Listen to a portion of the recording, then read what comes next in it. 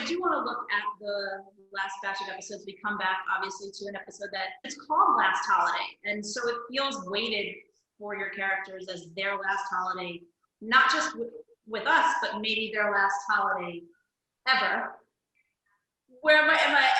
Which you I think you're hitting right around it. So what do these celebrations, if that's the right word, look like?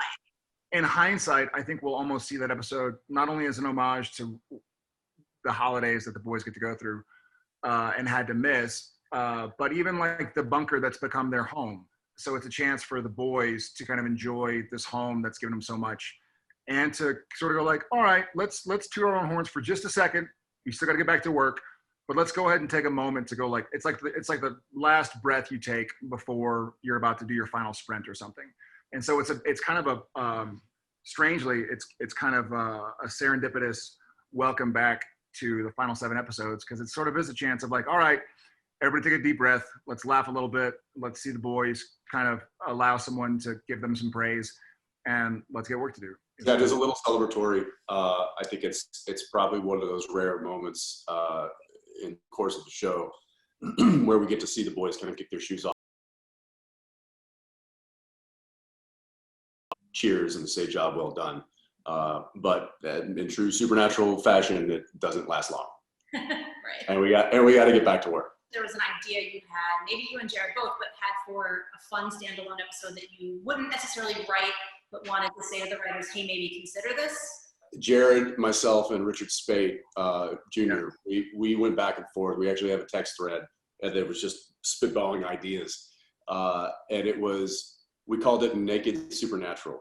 And not because we're not clothing. Not because we're all, yeah, not because we're all. That's where everybody's mind just went, so okay. It was like the Naked Gun version of Supernatural. Everything is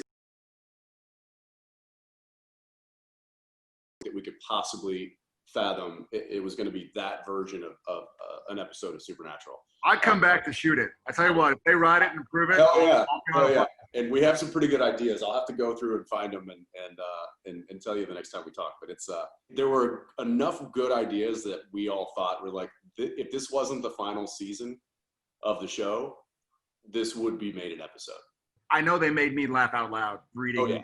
You know, like that would be hilarious. It was all the stuff you talk about where you're shooting some deep and dark scene where I think it was during Spade's episode where like killing Loki or whatever.